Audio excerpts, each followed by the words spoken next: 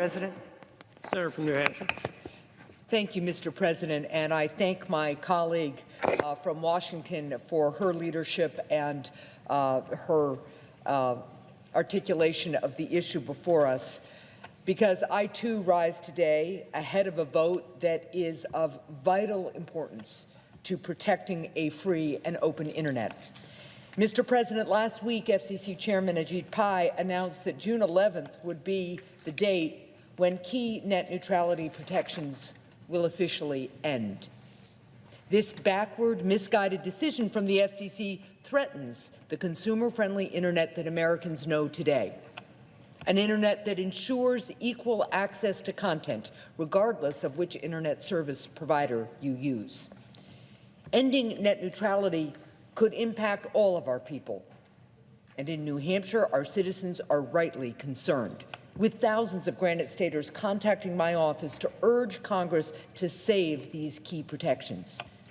I'm pleased to join my colleagues, both Republican and Democrat, to force a vote to do just that. Reinstating net neutrality is critical to promoting innovation, supporting entrepreneurs and small businesses across New Hampshire, and encouraging economic growth. And by ensuring that our businesses can compete on the internet on an equal footing, we provide more opportunity for a wide range of businesses, from high-tech companies and startups to farming and agriculture.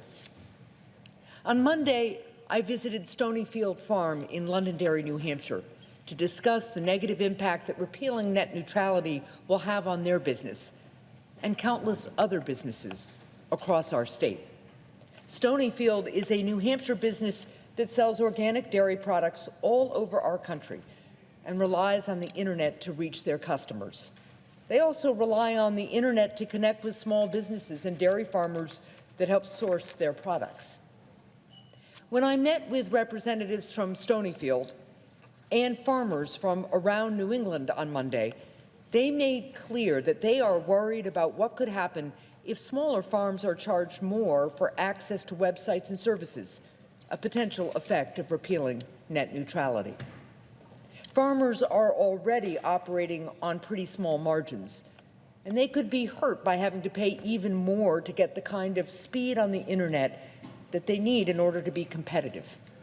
This is particularly troubling in rural areas, where many communities still face challenges with access to broadband. Mr. President, it's not just rural communities and farmers. This decision would hurt small businesses in any number of industries across New Hampshire, all to give big internet service providers another opportunity to raise their profits. And it would be unfair to all consumers to give internet service providers the power to discriminate against certain web pages, apps, and streaming and video services by slowing them down, blocking them, or favoring certain services while charging more for others. Protecting a free and open internet means that we are protecting the farmers who need the internet to sell their products.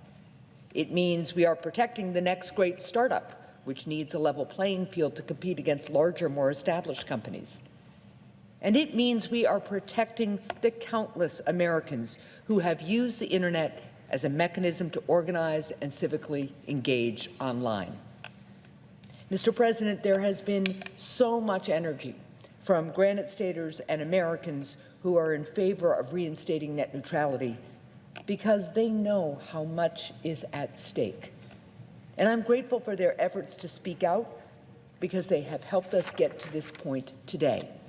And I'm hopeful that more of my Republican colleagues will join us today to put consumers and small businesses first, and to show that the United States Senate is in favor of a free and open internet. Thank you, Mr. President. I suggest the absence of quorum. Clerk will call the roll.